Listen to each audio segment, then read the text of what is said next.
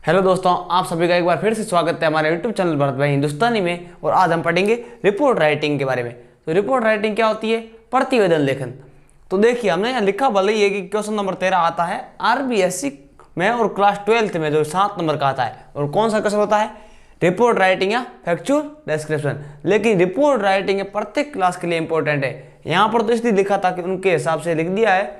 बाकी 11th class में भी है, 12th में भी है, और सीबीएसई आरबीएसई सब में काम आता है। इसलिए सभी इसको ध्यान से पढ़िए, आपको इससे कोई मतलब नहीं है। तो यहाँ पर तो आपके आरबीएसई में क्वेश्चन आता है तो आता है रिपोर्ट राइटिंग और फैक्चुअल डिस्क्रिप्शन का। फैक्चुअल डिस्क्रिप्शन तथ्यात्मक वर्णन, इसका हम अलग से अध्ययन करेंगे। पहले हम पढ़ लेते रिपोर्ट राइटिंग के बारे में। तो रिपोर्ट का अर्थ होता है प्रतिवेदन, और राइटिंग यानी लेखन, तो प्रतिवेदन लेखन। अब रिपोर्ट का मतलब क्या होता है? रिपोर्ट होती है आपके लैटिन भाषा का एक वर्ड है, शब्द है रिपोर्टर। क्या है? रिपोर्टर। उससे बना है, जिसका रिपोर्टर का अर्थ क्या होता है? रिपोर्टर का अर्थ होता है वापिस ले जाना।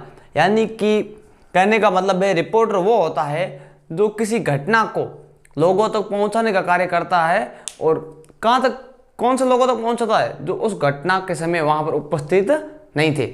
यानी कि किसी भी पुरानी बीती हुई घटना को जब लोगों के सामने पहुंचाना का क्या कहलाता है? रिपोर्ट कहलाता है। तो अब है जो हमारे मेन पॉइंट है जो रिपोर्ट राइटिंग के, वो क्या क्या है। तो आप देखिए, जो मेन पॉइंट है हमारा पहला पॉइंट है कि रिपोर्ट पूर्णतः सत्य व तथ्य आधारित होनी चाहिए। रिपोर्ट कैसे होनी चाहिए? सत्य व तथ्य आधारित। यानी कि उसमें किसी भी देखी सुनी घटना या गतिविधि जो आपने रियल में देखा या सुना है, उसके अतिरिक्त कोई जिक्र या फिर स्वयं की क्या राय नहीं होनी चाहिए। यानी कि जो रियलिटी है वो आपको बतानी होती है। रिपोर्ट में आपने जैसी देखी है वैसे वैसे आपको यहाँ बतानी है। तो जो भी आप तथ्य लेते हो, तथ्य कैसे होने चाहिए? प्रामाणिक होने चाहिए। तथ्यों के बीच से कोई न कोई रहस्य रियलिटी होनी चाहिए। ऐसा नहीं आप अपने मन से तथ्य बना के दे दो, ऐसा नहीं होना चाहिए। दूसरी बात, रिपोर्ट संक्षिप्त। संक्षिप्त मतलब क्या होता है? शॉर्ट में। ठीक है, फालतू में हर एक वहाँ इतना ऐसा ऐसा फालतू बातें नहीं लिखनी। जो रियल जो काम की चीज़ है ना, वही आपको बतानी है। स्पष्ट एंड क्लियर, यानी कि आपकी जो रिपोर्ट आप शॉर्ट लिखते हो, तो शॉर्ट लिखने के बावजूद भी प्रत्येक व्यक्ति को आराम से समझ में आनी चाहिए। प्रभावशाली एंड इम्प्रेसिव, सामने वाला मतलब आपकी रिपोर्ट से आपके विचार, जो आप रिपोर्ट लिखते हो, आपकी रिपोर्ट लिखने के तरीके से क्या होना चाहिए? प्रभावित होना चाहिए। तथा भाषा है जो उसकी लैंग्वेज कैसी होनी चाहिए? सरल होनी चाहिए। यानी कि सिंपल लैंग्वेज में आपको सिंपल वर्ड्स का यूज करना है। क्योंकि आपको पता है कि इंग्लिश में भी हर एक वर्ड्स के कई कई जो सिमिलर वर्ड्स होते हैं। तो इसमें ऐसा नहीं है कि आप जो कठिन वर्ड्स है या जो डिफिकल्ट वर्ड है उसका यूज करते हो। आपको डिफिकल्ट वर्ड का यूज नहीं करना है, आपको सिंपल वर्ड का यूज करके सिंपल लैंग्वेज में लिखनी, ताकि प्रत्येक व्यक्ति आराम से समझ सके। तो कुल मिला के रिपोर्ट आपकी शॉर्ट में और एकदम क्लियर और इम्प्रेसिव होनी चाहिए, और सिंपल लैंग्वेज होनी चाहिए। फिर है मोस्टली, यानी कि मुख्य रूप से जो मोस्टली पैसिव वॉइस और पास्ट टेंस का यूज करना चाहिए। रिपोर्ट में मोस्टली किसका यूज करना चाहिए? पास्ट टेंस का और पैसिव वॉइस का। और पैसिव वॉइस में हमेशा किसका प्रयोग होता है? थर्ड फॉर्म का, वर्ब की थर्ड फॉर्म का यूज होता है। तो कुल मिला के हो सके इतना रिपोर्ट में वर्ब की थर्ड फॉर्म का यूज करने की कोशिश करनी चाहिए। और टेंस लगभग कौन सा रखना है आपको? पास्ट ही रखना है। क्योंकि रिपोर्ट क्या होती है? बीती हुई घटना, यानी कि पास्ट में हो चुकी होती है। Use only third person. अब आपको रिपोर्ट में थर्ड पर्सन का यूज करना है। तो देखिए, फर्स्ट पर्सन आपका होता है आई और वी, यानी कि प्रथम पुरुष जो कर्ता खुद। सेकंड पर्सन यू, यानी कर्ता के सामने वाला, बात करने वाला। और थर्ड पर्सन यानी कर्ता और सामने वाला किसी और तीसरे के बारे में बात कर रहे हैं। तो थर्ड पर्सन होता है ही, सी, इट, दे। उसके अलावा कोई एक व्यक्ति है तो नाम, और बहुत सारे है तो नेम्स, यानी एक वचन या बहुवचन की जो संख्याएं भी आ सकती है। लेकिन ध्यान रखना कि थर्ड पर्सन का मतलब यही होता है कि जो तीसरा व्यक्ति जिसके बारे में हम जो बातचीत कर रहे हैं उनसे कोई लेना देना नहीं है। तो रिपोर्ट आपको लिखनी किसमें? थर्ड पर्सन में। क्योंकि कोई घटना घटित हुई है तो वो घटना घटित अन्य लोगों के मध्य हुई है। लिखने वाला कोई और है, पढ़ने वाला कोई और है। लिखने वाले का और पढ़ने वाले का उस घटना से कोई लेना देना नहीं होता है। Simple past tense. सिंपल, अब देखो पास्ट टेंस में लिखोगे तो आपको फॉर्मूले भाई ध्यान होना चाहिए ना। पास्ट टेंस कैसे लिखते हैं? तो यदि आपको टेंस आते हैं तो ठीक है, नहीं आते हैं तो मैंने आपको फॉर्मूले बता दिए ताकि आप आराम से लिख सको। सिंपल पास्ट टेंस में सकारात्मक वाक्यों में वर्ब के सेकंड फॉर्म का यूज होता है और बाकी सब में डिड प्लस वर्ब की फर्स्ट फॉर्म का यूज होता है, यानी नकारात्मक को या प्रश्नवाचक को। फिर है पास्ट कंटिन्यू, इसमें सकारात्मक नकारात्मक कुछ भी नहीं होता है। इसमें आपके सिस्टम में होता है कि एक वचन में तो आएगा वॉज, बहुवचन में आएगा वर, और वर्ब की कौन सी फॉर्म लगी मेन वर्ब में, वर्ब की फर्स्ट फॉर्म होगी उसके साथ आईएनजी और लग जाएगा, यानी वर्ब की आईएनजी फॉर्म कहे तो लगेगी। फिर पास्ट परफेक्ट टेंस, जिसमें आपके एक वचन हो बहुवचन हो सकारात्मक नकारात्मक कोई फर्क नहीं, हेड प्लस वर्ब की थर्ड फॉर्म आएगी। फिर पास्ट परफेक्ट कंटिन्यू टेंस, इसमें आपके भी एक वचन बहुवचन सकारात्मक नकारात्मक का कोई फर्क नहीं रहता है। एक मिनट, वर्ब की फर्स्ट फॉर्म के साथ आपको क्या आ जाएगा, हेड बीन और वर्ब की फर्स्ट फॉर्म प्लस आईएनजी। इस बात का ध्यान रखना कि जो पास्ट परफेक्ट कंटिन्यू टेंस है उसमें आपके हेड बीन प्लस वर्ब की फर्स्ट फॉर्म और साथ में आ जाएगा आईएनजी। ये तो होगी आपकी यहाँ तक की बात है पास्ट टेंस की। आगे है कि ये तो रिपोर्ट इतनी बातें होती हो, लेकिन आपको पता है कि वर्तमान समय में कई चीज़ें ऐसी होती है जिससे रिपोर्टर जो पत्रकार है रिपोर्ट लिख देते हैं किसी भी समस्या के बारे में। तो कोई समस्या संबंधित जब रिपोर्ट, समस्या क्या हो सकती है, बिजली, पानी, प्रदूषण, भ्रष्टाचार, टूटी सड़कें, टूटी पानी की नलियाँ वगैरह, बहुत सारी समस्याएं हो सकती है जो आपके दैनिक जीवन की समस्या है, शहरी जीवन में व ग्रामीण जीवन में।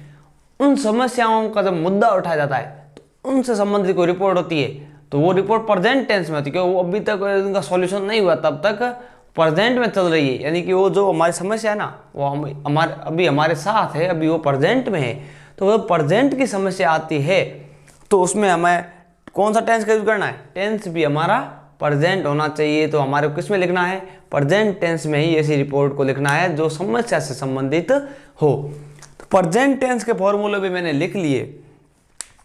तो प्रेजेंट, एक बात यहाँ मैं बता ही नहीं, भूल गया, तो आप देखिए, तो पास्ट पैटर्न होता ना, ऐसे भी हो सकता है कि आप ये मत समझना कि वॉज या वर का सिर्फ पास्ट कंटिन्यू होता है।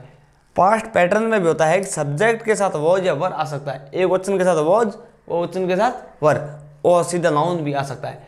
यानी कि ऐसे व्यक्ति, जैसे कोई व्यक्ति धंधे से संबंधित है, कोई व्यक्ति पहले शिक्षक था तो ही वॉज ए टीचर, कोई डॉक्टर था, मान लो कोई महिला डॉक्टर थी तो शी वॉज ए डॉक्टर। इस टाइप से जो आते हैं सेंटेंस तो वो पास्ट पैटर्न में आते हैं। अब सिंपल प्रेजेंट में क्या होता है कि सकारात्मक वाक्यों में जो आता है बहुवचन में वर्ब की फर्स्ट फॉर्म आएगी, एक वचन में वर्ब की फर्स्ट फॉर्म के साथ एस या ईएस भी आता है।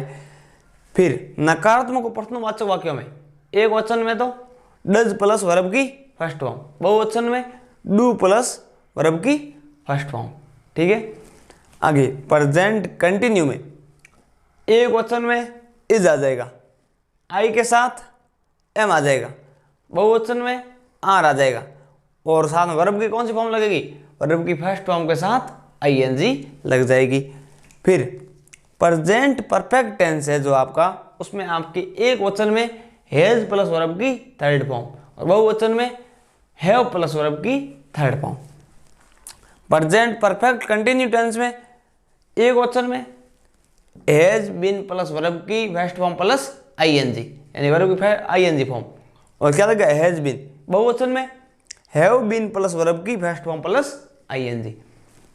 अब प्रेजेंट पैटर्न होता है, यदि पास्ट पैटर्न होता है वैसे वैसा प्रेजेंट पैटर्न भी होता है। क्या होता है, सब्जेक्ट आएगा और क्या आएगा, इज या एम या आर, और फिर आ जाएगा नाउन। जैसे मैं कह दूं वही same, he is a teacher, he is a lecturer, he is a doctor, इस टाइप से जो सेंटेंस होते हैं वो किस में आते हैं, प्रेजेंट पैटर्न में आते हैं।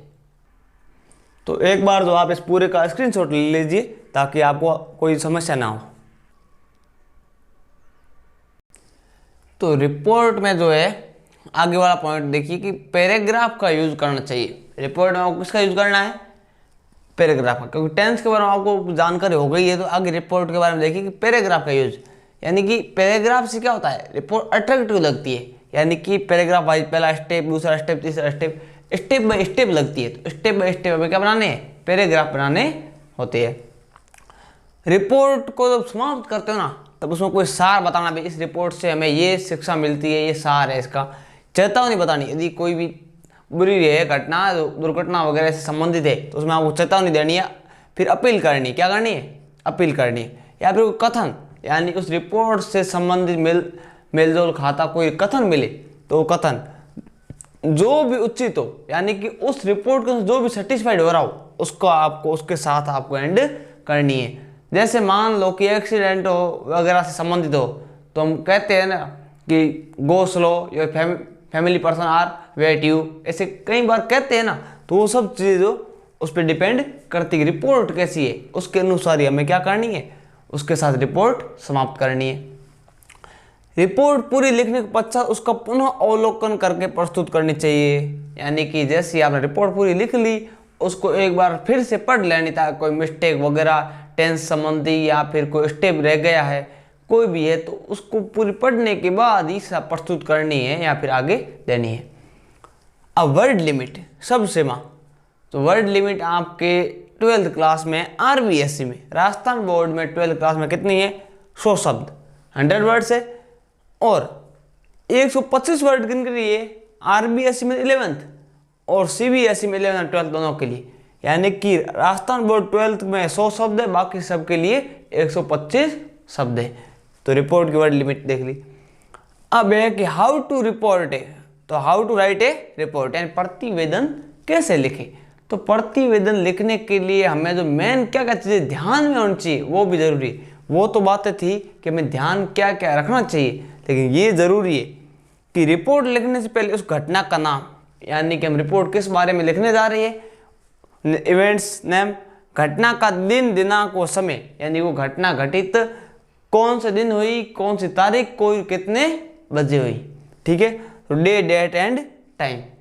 ओकेजन, यानी कि अवस्था, स्थिति, घटना या अवसर या मौका, यानी कोई भी उस घटना की स्थिति क्या थी या फिर वहाँ मौके मुआने पे क्या हुआ, कोई दुर्घटना वगैरह तो मौके पे पहुंचे लोग वगैरह जो भी, तो उसकी जो अवस्था, स्थिति या जो घटना है या फिर अवसर है उसके बारे में आपको जानकारी हो। चीफ गेस्ट या शेयर पर्सन, यदि कोई भी फंक्शन वगैरह की रिपोर्ट प्रस्तुत करने जा रहे हो, कार्यक्रम की रिपोर्ट प्रस्तुत करने जा रहे हो तो उसमें आपको चीफ गेस्ट वगैरह को बुलाओगे। चीफ गेस्ट यानी मुख्य अतिथि और शेयर पर्सन यानी कि अध्यक्ष। तो चीफ गेस्ट है, शेयर पर्सन आदि के बारे में जानकारी होना आवश्यक है। इन सब चीजों की जानकारी है तो आप रिपोर्ट आराम से लिख सकते हो। तो एक बार आप इसका स्क्रीनशॉट ले लीजिए। तो अब फॉर्मेट ऑफ रिपोर्ट, यानी रिपोर्ट का प्रारूप। आप रिपोर्ट को, मैंने मुख्य बातें हमने पढ़ ली, रिपोर्ट लिखेंगे कैसे, स्टार्ट कहाँ से करनी, कैसे करनी, तो वो देखिए कि सबसे पहले आप क्या है, जो हेडिंग है, आप किस बारे में रिपोर्ट लिखने जा रहे हो, हेडिंग या कैपिटल लेटर में बड़े अक्षर में आ जाएगी, इसलिए मैंने हेडिंग को भी बड़े अक्षर में लिखा है। तो यहाँ पर आपको क्या लिखनी है, जो भी हेडिंग हो, ब्लड डोनेशन कैंप हो, प्राइड डिस्ट्रीब्यूशन कैंप हो, आई ऑपरेशन कैंप, कोई भी रिपोर्ट आयोजित हो गई है या फिर रोड एक्सीडेंट हो, कोई भी हो, तो यहाँ आ जाएगी। और हेडिंग आपको कैसे लिखनी है, बड़े अक्षरों में लिखनी है, इंग्लिश के कैपिटल लेटर्स में लिखनी है। उसके नीचे, जस्ट नीचे क्या लिखना आपको, BY बाय, उसके बाद डैश लगा के नाम। अब नाम आपको क्वेश्चन में दिया हुआ है तो वो लिखना है, और नहीं दिया हुआ है तो अपने मन से लिखना, कोई भी नाम लिख देना है। नेम किसका आएगा, रिपोर्टर का होता है। अब जो जिसने भी रिपोर्ट लिखी हुई पोस्ट क्या है, मान लो आपको कह दिया आप स्टूडेंट हो तो आप क्या जाएगी, class 12th student, class 11th student. लेकिन आप यदि किसी समाचार पत्र के रिपोर्टर हो तो reporter of Dainik Bhaskar, reporter of times of India, reporter of the Hindu, ऐसे उसका नाम आ जाएगा। उसके जस्ट नीचे वाली लाइन में आपके आएगा प्लेस एंड डेट। प्लेस यानी कि स्थान, किस जिले की या किस स्थान की रिपोर्ट है उसका नाम यहाँ आ जाएगा। जैसे मान लो जयपुर की है तो जयपुर, बाड़मेर है तो बाड़मेर, जोधपुर है तो जोधपुर, जैसलमेर तो जैसलमेर, जो भी जिला है जिले का नाम यहाँ पर आ जाएगा। उसके बाद आएगी आपकी डेट, दिनांक, और दिनांक आपको प्लेस के बाद कॉमा लगा के दिनांक लिखनी है। दिनांक कैसे लिखनी है, तो आप देखिए कि यदि कोई तारीख 1 या 21 या 31 है तो आपको उसके पीछे ST लगाना है, ठीक है।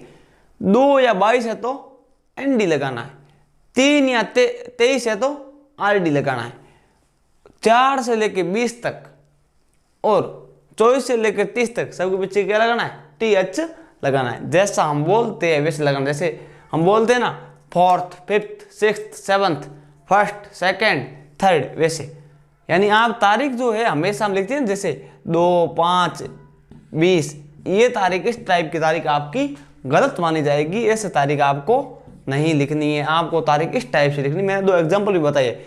25 दिसंबर को लिखना है तो आप 25 12 20 लिखोगे तो ये गलत है, या ऐसे ये भी गलत होती है। आपको ऐसे लिखनी है 25 दिसंबर 2020 या 1 जनवरी 2020, इस टाइप से आपको डेट लिखनी है। तो थोड़ा डेट का ध्यान रखना कि ये फॉर्मेट आपके पूरे राइटिंग सेक्शन में काम आएगा, डेट वाला। उसके जस्ट नीचे वाली लाइन में हो सकता कहीं आपको ये बताए कि सेम इसी लाइन में, लेकिन जस्ट नीचे वाली लाइन में लिखने से आपकी क्या रिपोर्ट अट्रैक्टिव बनेगी थोड़ी सी। इसलिए जो लिखो उसके जस्ट नीचे वाली लाइन में शुरू कहाँ से करना है, राइटिंग सेक्शन पूरे में आपका एक ही सिस्टम है, शुरू हमेशा लाइन के स्टार्टिंग से करना है। कहीं पर भी कॉमा लगा के यहाँ से शुरू नहीं करना है, भाई यहाँ से आपने कॉमा लगा दिया फिर यहाँ से शुरू कर दो, ऐसा नहीं होता है। नीचे वाले लाइन से लिख रहे हो लेकिन आपको शुरू कहाँ से करना है, स्टार्ट से ही करना है। तो यहाँ से लेके जितनी भी आपकी रिपोर्ट है, क्या क्या घटना है, पूरी की पूरी आपको लिखनी होती है। अब रिपोर्ट के प्रकार, टाइप्स ऑफ रिपोर्ट। तो रिपोर्ट मेनली हमारे जो होती है 2 प्रकार की, 2 प्रकार हम बांट सकते हैं। एक तो होती गुड इवेंट्स या गुड रिपोर्ट है, और दूसरी बैड रिपोर्ट या बैड इवेंट्स। तो गुड रिपोर्ट के अंतर्गत अच्छी घटनाएं जितनी भी है सब की सब आ जाएगी, जो भी हमारी प्रोग्राम वगैरह जो भी आयोजित होते हैं, और ये समस्या संबंधित जो भी ना वो भी गुड रिपोर्ट नहीं, वो मुद्दे में आते हैं लेकिन उसको आप लिख सकते हो। और बैड रिपोर्ट के अंतर्गत बुरी घटनाएं, तो दुर्घटना वगैरह होती है वो आती है। एक बार आप इसका और स्क्रीनशॉट ले लीजिए। तो पहला है हमारा गुड इवेंट। तो गुड इवेंट को कैसे लिखेंगे, वही सेम तरीका, हेडिंग बड़े अक्षरों में लिखनी है, उसके बाद बाय लिख के, नेम लिख के, उसके पोस्ट लिख देनी, फिर ब्रैकेट से बंद कर देना, सेम प्रोसेस। फिर प्लेस एंड डेट, वो भी सेम प्रोसेस से लिखनी, जो फॉर्मेट में समझा दिया है। अब नेक्स्ट है कि इसको लिखना कैसे। इसमें आपको इतनी सामग्री है जो लिखी लिखाई मिल जाएगी। देखिए आपको इसको 3 स्टेप्स में 3 पैराग्राफ में लिखना है। किसको, गुड इवेंट्स को। गुड इवेंट्स में जब आप 3 पैराग्राफ लिखोगे तो पहला होगा वो संक्षिप्त परिचय, जो आपका इंट्रोडक्शन होता है। क्या होता है, इंट्रोडक्शन। उसमें आपको इवेंट का नाम, यानी कि जो आपकी हेडिंग होती है ना घटना, उस घटना का नाम यहाँ आ जाता है। यानी क्या घटना है, प्राइज डिस्ट्रीब्यूशन कैंप है या ब्लड डोनेशन कैंप है या फिर रिपब्लिक डे है, जो भी है, या फिर एनुअल फंक्शन है, जो भी हो वो। उसके बाद ऑर्गेनाइज्ड, अब कोई प्रोग्राम होगा तो आयोजित किया जाएगा, तो ऑर्गेनाइज्ड क्या किया, आयोजित किया गया बाय, किसके द्वारा, तो स्कूल या संस्था का नाम, यानी किसी विद्यालय में था तो विद्यालय ने किया होगा, और किसी क्लब या संस्था ने किया है तो उस क्लब का या संस्था का नाम भी आ सकता है। ऑन इवेंट की दिनांक, यानी कब आयोजित किया, तो उसका जो दिनांक भी आपको बतानी है, और दिनांक आपको कैसे लिखनी है पहले ही बता दिया है। एट, इवेंट का स्थान और कहाँ आयोजित किया गया, स्कूल में था तो स्कूल असेंबली, स्कूल ऑडिटोरियम या और कोई गार्डन वगैरह जहाँ पर भी आयोजित किया गया, या कोई सार्वजनिक स्थल और भी कहीं हो सकता है जहाँ पर आयोजित किया गया, उस स्थान का आपको नाम लिखना है। अब बोलो स्टॉप लगा के नेक्स्ट लाइन में आपको लिखना फंक्शन या इवेंट, दोनों में से कोई भी लिखो, कोई भी एक लिखना है, फंक्शन या इवेंट। स्टार्टेड एट, यानी शुरू होने का समय, जो कितने बजे शुरू हुआ था, तो यहाँ पर आपको शुरू होने का समय, मान लो मॉर्निंग में 7 बजे हुआ है तो एट मॉर्निंग 7 AM, भैया 7 AM लिख दो, तो मॉर्निंग में 7 बजे तो AM आ जाएगा। एंड लास्टेड, यानी समाप्त हुआ, लास्टेड टिल, और आपको यहाँ बताना समाप्त होने का समय, जो एंड होने का टाइम है, जो ये आपको बताना। मान लो कि 1 बजे दोपहर को हुआ है तो 1 PM। मैनी पीपल्स, मान लो कि स्कूल में है तो कहीं और प्रोग्राम है तो स्टूडेंट नहीं आएंगे, पीपल्स, स्टूडेंट, या मैंने लिखा पीपल्स एंड स्टूडेंट्स। आपको इन तीनों में से कोई एक लिखनी है। अब देखिए कोई स्कूल में है तो स्टूडेंट आ सकते हैं सिर्फ और सिर्फ, या फिर पीपल्स और स्टूडेंट दोनों ही आ सकते हैं। फिर स्कूल में है तो या तो स्टूडेंट ही आएंगी या फिर स्टूडेंट और पीपल दोनों आएंगे। जब दोनों आ रहे हैं तो पीपल्स एंड स्टूडेंट्स, और सिर्फ स्टूडेंट है तो सिर्फ स्टूडेंट्स। अब मान लो और कहीं बाहर है, स्कूल के अलावा कहीं कैंप आयोजित किया जा रहा है, तो स्टूडेंट नहीं आएगा, सिर्फ और सिर्फ आपको क्या आएंगे, पीपल्स आएंगे।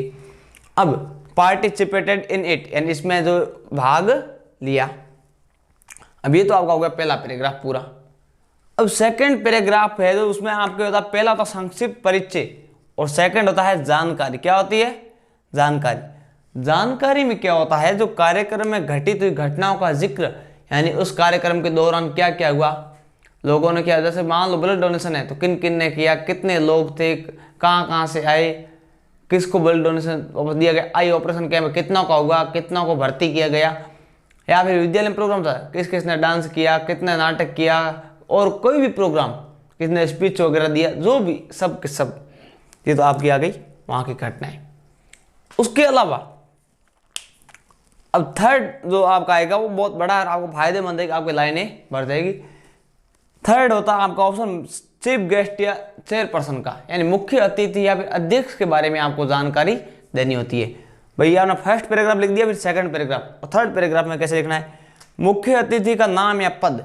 मान लो कि जैसे हमारे मुख्य अतिथि सीएम साहब है तो अशोक गहलोत, और यहाँ पर पद की जगह क्या देगा, सीएम ऑफ। अब सीएम कहाँ के, राजस्थान के, ठीक है। मान लो कि कहीं के कलेक्टर है बाड़मेर के आ रहे हैं तो विश्राम मीणा कलेक्टर ऑफ बाड़मेर या डिस्ट्रिक्ट मजिस्ट्रेट ऑफ बाड़मेर, ऐसे। यानी कि जो भी उनकी पोस्ट है वो आपको बतानी होती है। तो यहाँ से आपको क्या बताना है, पद, और उसके बाद यहाँ स्थान बताना है, यानी कि उनकी पोस्ट है ना, स्थान ये बताना है कि उनकी पोस्ट है ना, पोस्ट कहाँ पर, उनका पद है जो किस, इस पद पर है लेकिन वो पद उनको कहाँ मिला हुआ है। वाज इन्वाइटेड एज द, अब उनको इन्वाइट किया गया था, आमंत्रित किया गया था, किस तौर पे, चीफ गेस्ट या चेयरपर्सन, दोनों में से आपको एक लिखना है, या चीफ गेस्ट लिख देना या चेयरपर्सन लिख देना।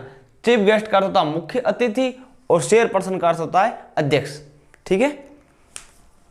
अब उसके बाद फुल स्टॉप लगा के नई लाइन में ही डिलीवर्ड, उन्होंने दिया, ए स्पीच देयर, यानी उन्होंने वहां पर एक क्या दिया, भाषण दिया। ही मोटिवेटेड, यानी उन्होंने प्रोत्साहित किया, टू, अब देखो स्कूल में है तो स्टूडेंट्स को करेंगे, और कोई बाहर कहीं है तो पीपल्स को करेंगे, या फिर किसको करेंगे, सोशल वर्कर्स को करेंगे। तो आप देखना कि आप यहाँ पर क्या लिख सकते हो, या तो स्कूल है तो स्टूडेंट्स एंड पीपल्स लिख सकते हो, सिर्फ स्टूडेंट्स लिख सकते हो, स्टूडेंट्स एंड टीचर्स लिख सकते हो, और बाहर कहीं है तो सिर्फ सोशल वर्कर्स लिख सकते हो, या फिर पीपल्स एंड सोशल वर्कर्स भी लिख सकते हो। लेकिन लिखना आपको इन तीनों में से कोई एक है, या फिर दोनों का पेयर बना के लिखना है, या तो इन दोनों का पेयर बना दो या फिर इन दोनों का पेयर बना दो। स्कूल में है तो इन दोनों का बन सकता है, और बाहर कहीं है तो इन दोनों का पेयर बन सकता है, यानी कि पीपल्स एंड सोशल वर्कर्स और स्टूडेंट्स एंड पीपल्स, इस टाइप से। ही एप्रिशिएटेड, एप्रिशिएट यानी कि क्या होता है, सराहना करना है, प्रशंसा करना। द परफॉर्मेंस ऑफ स्टूडेंट्स, अब स्कूल में है तो स्टूडेंट की, और बाहर है तो सोशल वर्कर्स की, यानी सामाजिक कार्यकर्ता होते हैं ना उनकी। तो उन्होंने जो सामाजिक कार्यकर्ता है विद्यार्थियों की जो भी हो, उनकी परफॉर्मेंस या प्रदर्शन की क्या की, प्रशंसा की या तारीफ की। ही डिस्ट्रीब्यूटेड, यानी उन्होंने क्या किया, वितरित किया, डिस्ट्रीब्यूट करते वितरण करना, और डिस्ट्रीब्यूटेड यानी वितरित किया। द अवार्ड्स, यानी कि जो पुरस्कार वगैरह थे वो टू द स्टूडेंट्स, स्कूल में स्टूडेंट को वितरित करेंगे, और बाहर है तो सोशल वर्कर्स को करेंगे। तो स्टूडेंट्स या सोशल वर्कर्स को जो क्या किया, वितरित, पुरस्कार वितरित किया। अब नेक्स्ट आप क्या आएगा कि he was feeling happy there and appreciated schools effort या क्लब्स एफर्ट। अब देखो वो वहां पर क्या लग रहे थे, खुश लग रहे थे या पर्सन महसूस कर रहे थे।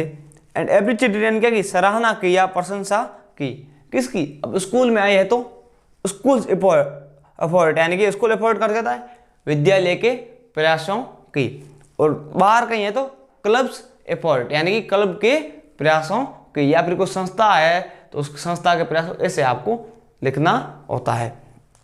अब it was very successful event कह दो या फंक्शन कह दो, प्रोग्राम, तीनों में से आपको कोई भी एक लिखना है, या तो इवेंट लिख देना या फंक्शन या प्रोग्राम, मैं कह दूँ it was very successful program, यानी ये सफलतम कार्यक्रम रहा। इसका भी आप स्क्रीनशॉट ले लीजिए ताकि आपको कोई प्रॉब्लम ना हो।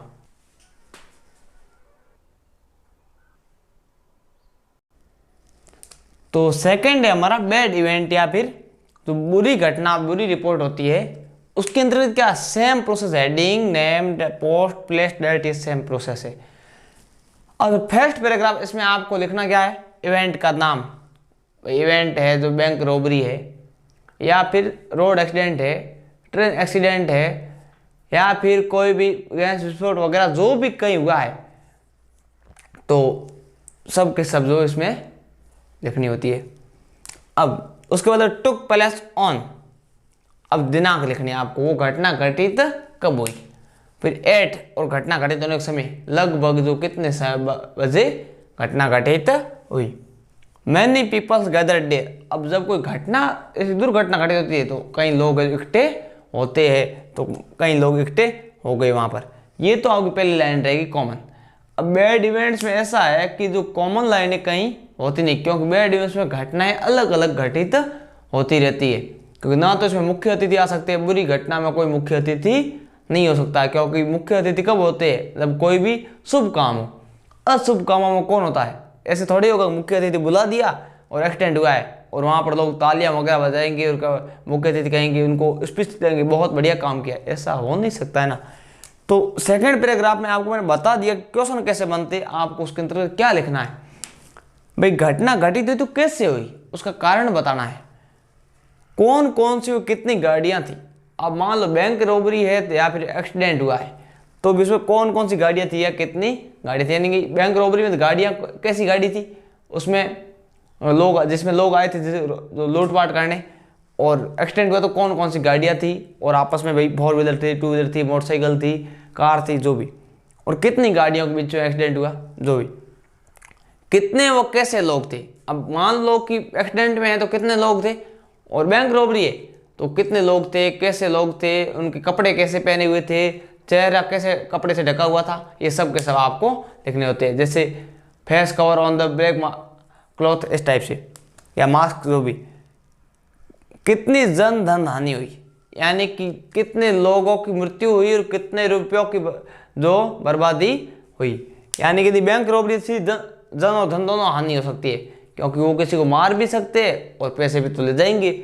और कोई भी गैस त्रासदी हुई, विस्फोट वगैरह है, तो उसमें भी जन और धन हानि दोनों होती है। एक्सीडेंट है तो उसमें भी आप दोनों के बारे में लिख सकते हो, लेकिन मेनली आपको जन हानि यानी कितने लोगों की मृत्यु लिखनी है। यानी कितने लोगों की मृत्यु हुई, कितने घायल हुए, घायल है तो एक्सीडेंट में वगैरह तो उनको बारे में बताना है, कितने लोगों को अस्पताल पहुंचाया गया। अब घायल हुए सबको उन सभी को अस्पताल पहुंचाया गया, किसके द्वारा, यानी एम्बुलेंस के द्वारा, निजी वाहन के द्वारा, किसके द्वारा पहुंचा गया। ऐसे ऐसे आपको क्वेश्चन करके खुद के मन से बनाना होता है बैड इवेंट्स, जो आपकी तर्क शक्ति पे डिपेंड करता है। इसका भी स्क्रीनशॉट ले लीजिए। अब मान लो कि रोड एक्सीडेंट के बारे में आपको लिखना हो, तो थोड़ी बहुत बातें हैं जो मैंने आपको इस टाइप से आप रोड एक्सीडेंट के बारे में लिख सकते हो, तो मैंने आपको थोड़ा बता रहा हूँ। Main useful point of road accident, तो हेडिंग क्या हो जाएगी आपकी, रोड एक्सीडेंट। फिर आपको बाय प्लस रिपोर्टर का नाम, जैसे मैंने लिख दिया भरत भाई हिंदुस्तानी, तो ये क्या हो गया, रिपोर्टर का नाम। फिर कॉमा लगा के मैंने पोस्ट लिख दी, मैं पोस्ट मेरी क्या है, रिपोर्टर है, तो मैंने मेरी पोस्ट क्या लिख दी, रिपोर्टर। कौन से न्यूज़पेपर का हूँ, तो मैंने लिख दी द हिंदू, तो रिपोर्टर कौन से न्यूज़पेपर का हो गया, द हिंदू। ऐसे ये हो गया नाम और उसकी पोस्ट। अब उसके बाद जोधपुर की रिपोर्ट है, मैंने बता दी, जिले का नाम हो गया, और डेट मान लो कि 20 दिसंबर 2020 है, 20 दिसंबर 2020, ऐसे करके मैं डैश लगा के रख दिया। और नेक्स्ट लाइन से मैंने लिखा है कि और highways road are no more safe nowadays, यानी जो हमारी हाईवे सड़कें हैं या उच्च स्तर की सड़कें हैं, वो है ना जो नो मोर है, अधिक जो सेफ है, सुरक्षित नहीं है। नाउ ए डेज यानी वर्तमान समय में जो है अधिक सुरक्षित नहीं है। मैनी एक्सीडेंट यानी कई दुर्घटनाएं take place every day on the roads, यानी कि कई दुर्घटनाएं हैं जो सड़कों पर घटित होती रहती है। ए हॉरिबल, हॉरिबल यानी होता है भयंकर, क्या होता है, भयंकर। तो एक हॉरिबल एक्सीडेंट यानी भयंकर जो है दुर्घटना हैपेंड यानी कि घटित हुई, यस्टरडे यानी कि कल, तो बीते हुए कल जो उन दुर्घटना का नाम, जो यहाँ तक आपको लिखना है कि एक भयंकर दुर्घटना घटित हुई बीते हुए कल को, क्या कल को एक भयंकर दुर्घटना घटित हुई। ऑन, अब दुर्घटना का नाम, जो भी, जो दुर्घटना का नाम, सॉरी दुर्घटना का स्थान, स्थान बता देना रे। हाँ, तो कहाँ पर हुई वो आपको स्थान बता देना है कि दुर्घटना का स्थान बता देना है। भाई वहाँ पर एक घटना तो घटित हो गई, मरने वालों की संख्या, अब जो कितने लोग सब मर गए, उसके बाद उनके पर्सन्स लॉस्ट देयर लाइफ। मान लो मैं बोल रहा हूँ कि 2 लोगों की मृत्यु हो गई, तो 2 persons lost their life. And घायलों की संख्या, घायल कितने हुए, मैं बोल दूँ कि 3 पर्सन्स गॉट इंजर्ड, तो मैं यहाँ लिख दूंगा 3 पर्सन्स गॉट इंजर्ड, यानी कि 3 लोग हैं जो क्या हो गए, घायल हो गए। ए रेस रनिंग, रेस रनिंग यानी कि जल्दबाजी में चलती हुई तेज चल रही और टक्कर मारने वाले वाहन का प्रकार, किस प्रकार का वाहन है, मान लो कार है या और बड़ी कोई गाड़ी बस वगैरह, तो मैं बोल दूँ कार थी, तो यहाँ पर मैंने लिख दिया ए रेस रनिंग कार, यानी तेज चलने वाली कार। कोलिडेड यानी क्या होता है, टक्कर मारी विद ए, अब किसके साथ, तो मान लो मैं स्कूटर लिख दूं, सामने वाले वाहन का प्रकार कैसा होगा, बाइक, मैंने लिख दिया बाइक। तो a race running car collided with a bike, तो मैं बोल दूं कि एक कार, जो तेज चलती हुई कार ने है जो एक मोटरसाइकिल वाले को क्या मार दी, टक्कर मार दी। Police arrest on the spot, यानी कि पुलिस है जो तुरंत ही मौके पर पहुंच गई। एंड दे हैव रेफर्ड, उन्होंने उनको रेफर्ड यही कहता है भेजा, ठीक है, टू अस्पताल का स्थान, भाई अस्पताल कहाँ भेजा, नजदीक का जो अस्पताल होगा वहां पर उनको रेफर किया, वहां पर भेज दिया। मान लो जोधपुर का है तो जोधपुर भेज दिया बाय एम्बुलेंस, एम्बुलेंस हो सकता है या फिर निजी वाहन, तो प्राइवेट व्हीकल भी हो सकता है, पर्सनल व्हीकल भी हो सकता है। अब यहाँ तक तो आपकी रिपोर्ट इस टाइप से, और कोई बातें हो तो आप लिख देना, आपकी बड़ी करने के लिए।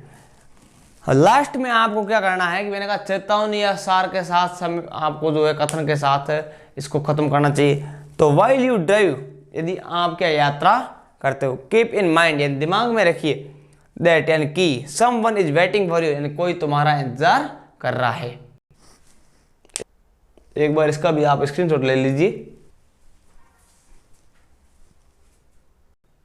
उम्मीद है कि आपको वीडियो अच्छा लगा होगा। वीडियो अच्छा लगे तो वीडियो को लाइक करें, शेयर करें, चैनल को सब्सक्राइब करें, और किसी भी समस्या के लिए आप कमेंट बॉक्स में कमेंट करें। और धन्यवाद।